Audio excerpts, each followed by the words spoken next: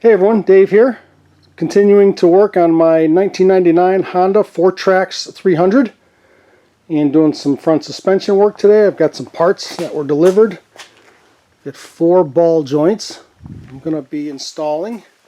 I've got the left side lower one, which is shot, all kinds of play in there, so instead of just replacing one, I'm going to replace all 4. So let's get started.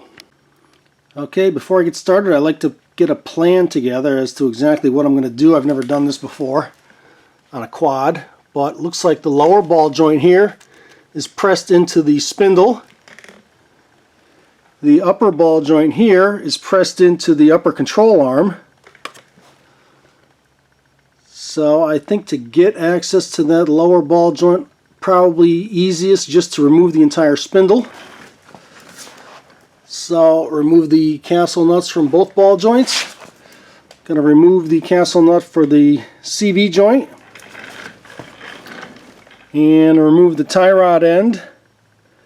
And then see if I can get that entire spindle off and take that over to the bench or the press and remove that. And then let me just see if I can get this in and out without having to remove the upper control arm. We'll see how that goes.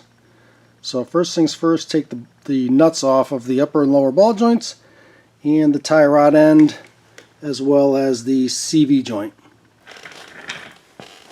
Alright, so let's start with disconnecting the tie rod. This is brand new. I just put this on, so coming off should be easy.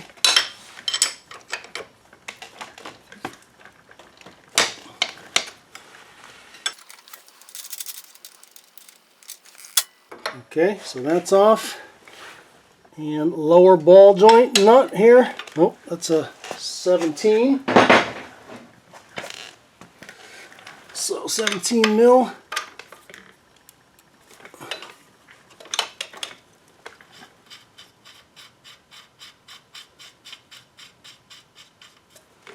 That's pretty easy. And then the upper ball joint, 17 mil, sneak in here.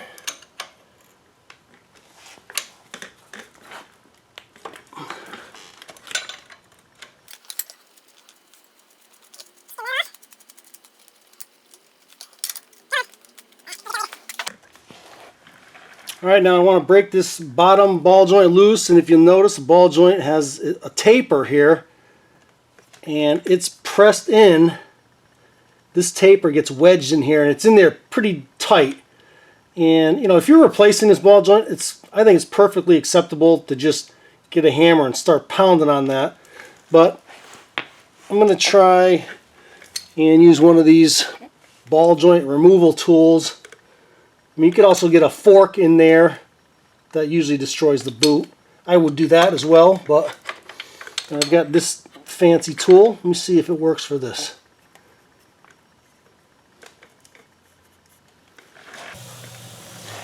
Okay, so I adjusted this tool a little bit. I used this upper hole, which gives me a better angle to press this out. And let's see what happens here.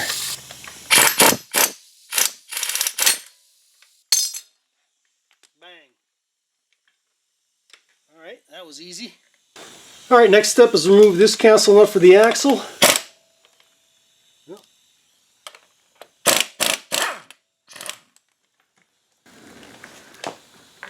Okay, I want to try to get this axle out of the way so I have better access to the upper ball joint, because that CV joint's kind of in the way to get my tool in there. So let me see if I can get this axle out. I don't know if I will be able to or not.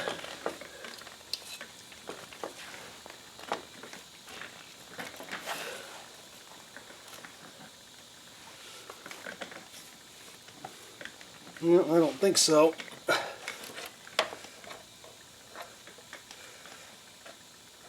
Let's see if I can sneak my tool in here now. Okay, before I break off this upper ball joint and remove this spindle, I'd like to see if I can separate the brakes from the spindle. Otherwise, I gotta start taking the brake system apart. So it looks like these 4 bolts, 1, 2, 3, 4. If I remove those 4 bolts, then this whole braking backing plate with all the brakes to it will come off separated from the spindle, and then I can remove the spindle without having to, you know, disassemble the brakes. So let's try and loosen up these 4 bolts and remove them. Okay, I think it's probably easier to remove this stuff while the spindle's still being held in place rather than trying to hold on to this thing.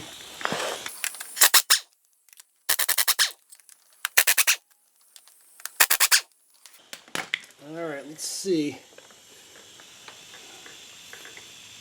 what happens here. Maybe tap it with a soft hammer. Perfect. Alright, beautiful. Okay, so now I can just set this up out of the way. I'm going to replace these brakes anyway in a future video. But now let's break this top ball joint off. Alright, here we go. Now you can get a good view of how this tool actually works. Like that.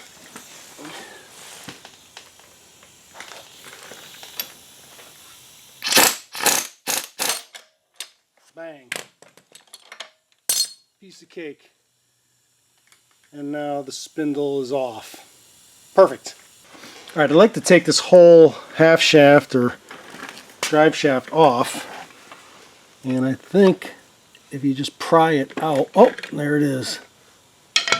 So I think there's just a retaining clip.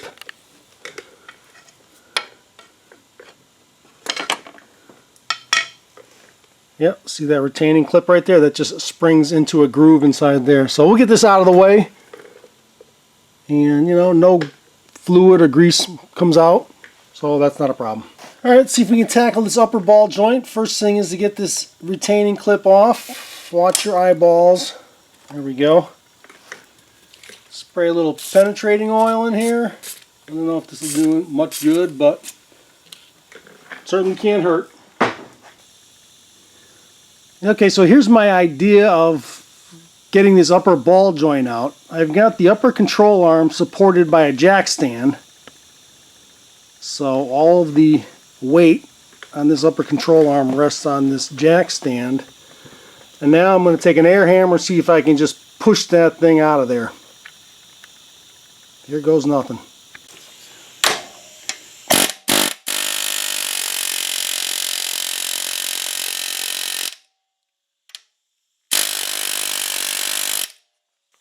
Alright, that seems to be working. This face won't fit through the hole, so I have to get another adapter. Again, this is getting replaced, so I don't care if I damage this thing getting it out.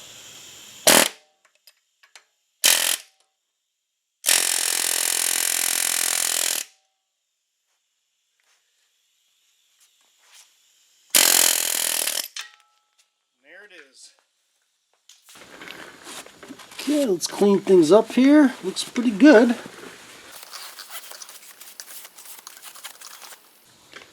Nice and clean in there.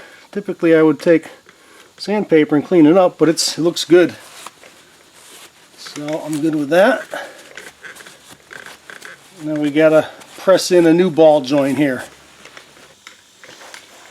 Okay, so here's my setup for pressing in this upper ball joint. I've taken the boot off so it doesn't get damaged. And I found the right size socket. This is a 1 3/16, so that I'm pushing on this flange here. And we're going to push it up using this socket. And then I'm going to put a larger socket because it's got to come up past flush here. This is a 1 3/8. That's going to go on top. And then I've got this ball joint press. And now, as I sock down on this bolt, it should push this ball joint straight up, and this socket will allow it to come up past flush. I'm going to do this by hand because I don't want to damage anything. I want to be able to feel if it's not going right. So I'm going to do this by hand and we'll just watch it. But I think this will work.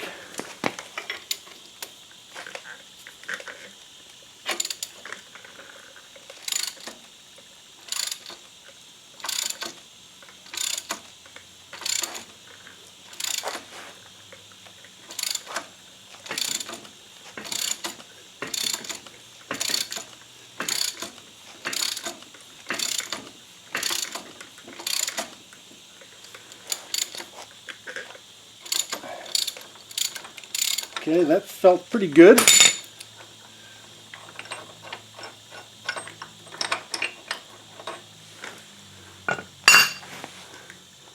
That's flush.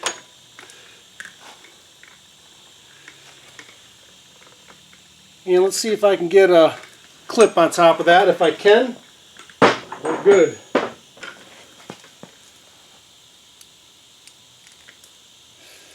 Again, watch your eyeballs. Oh yeah. Yep, it's in there. And now I'll replace the boot.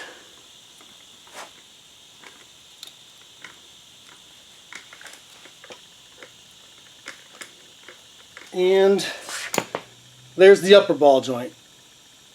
Now we'll take the spindle over and let's get the lower ball joint in. Alright, so I got the spindle here now with this lower ball joint. This is the one that's bad. And I'm not going to be able to get straight above it to press it out with a press or anything because this is kind of offset. So I won't be able to get a press to go straight down. So I don't think pressing it out is going to work. I mean, I hammered it out with that air hammer. I'm going to try the same thing on this one while it's in a vise. You know, even at an angle, I don't care because I don't care if I destroy this because it's shot anyway. So that's one of the benefits of removing old bad parts. You don't have to be too awfully careful. But let me get an E-clip or a retaining clip wrench, pliers. Remove that clip and see if we can't push that out. Okay, the retaining clip. Again, watch your eyes.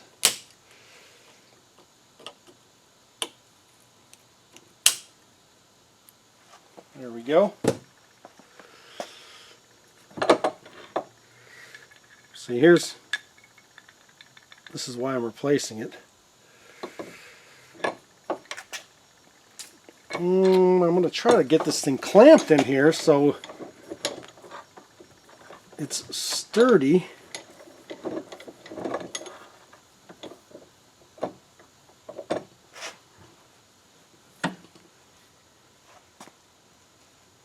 See if I can hammer that down. This is going to be a little trickier than when it was on the bike because it had a good support. This is just in a vise, but hopefully we'll be able to whack that thing out of here. Alright, here goes nothing. I don't know how this is going to work, good or bad or whatever, but let's see what happens. And I don't want to bang on the corners. I don't want to mushroom this over and make it even harder to get out.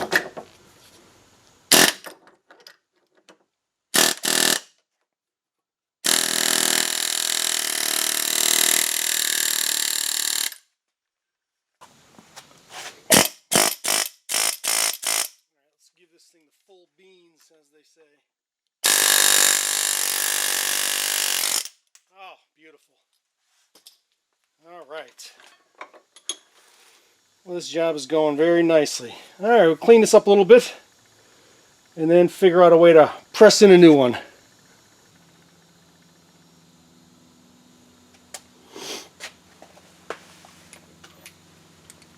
Alright, let's see if we can get this thing straight enough to work properly.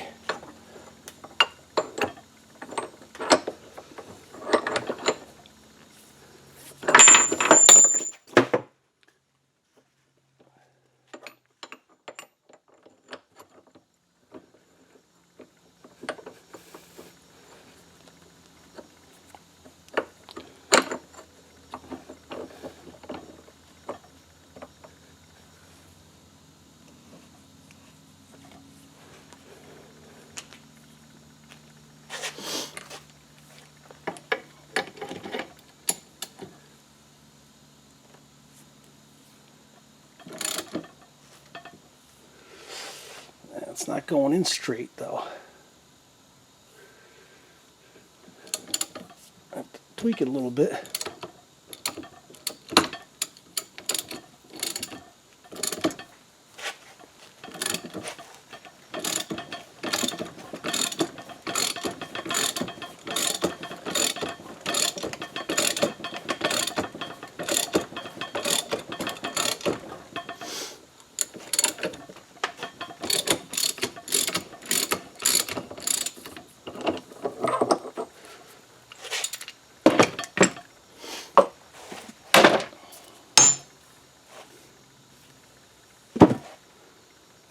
Okay, I think that's good. Let's flush over here. I'm going to clip on there. And if I can get a clip on there, then we're good. Okay, here we are, back at the bike. Time to reassemble everything. We've got a brand new upper ball joint, brand new lower ball joint. And we're going to assemble things. So first we're going to put this axle back in place. None of these boots are torn, so that's good. Might have to revisit that in a season or two, we'll see. But right now it's not a problem. This just goes in. Oops, careful. Okay, I think it just needs to be tapped in now. Past that retaining clip, soft hammer.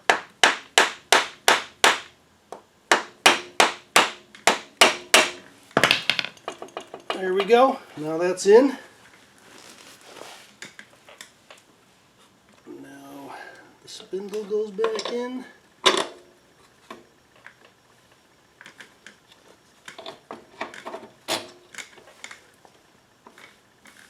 Like so. So we'll sock down the nuts for the upper and lower ball joint.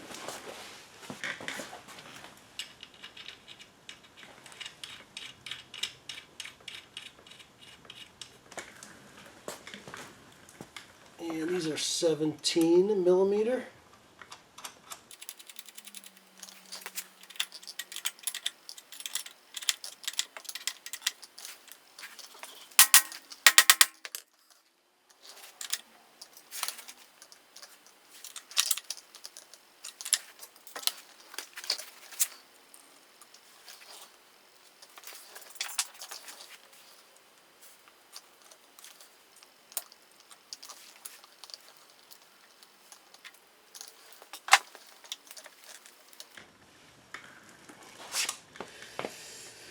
Okay, before I can put the hub on, I've got to get the brakes back on.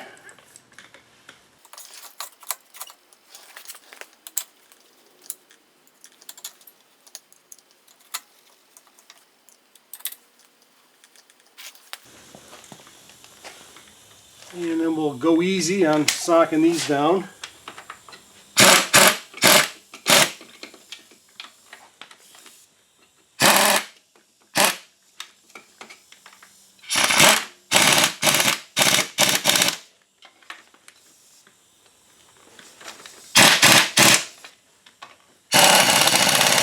Coming back to do these brakes anyway, so I'm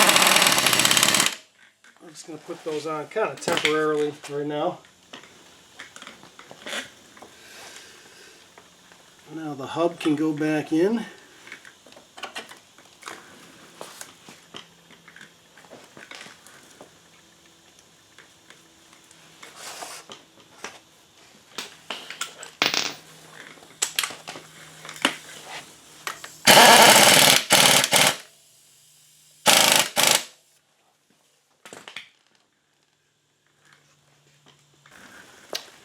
On second thought, I'm not even going to put a cotter pin in there because I'm coming back. I got to take the sub off to do the brakes and everything, so I'll be back in there. But if you're not going back in there, put the cotter pin in. And then the last thing is the tie rod end.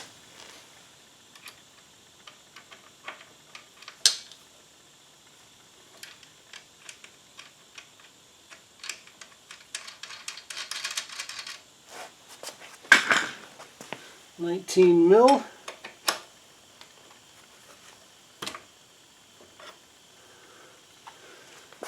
And put your cotter pin in there as well.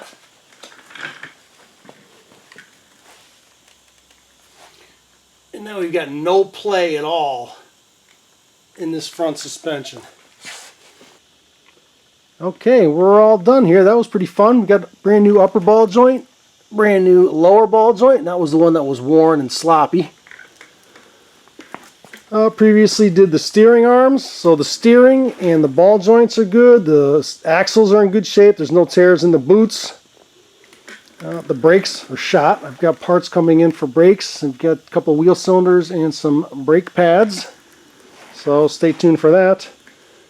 But so far, no big surprises here. Everything looks good, and when I'm done, this thing will be a beast.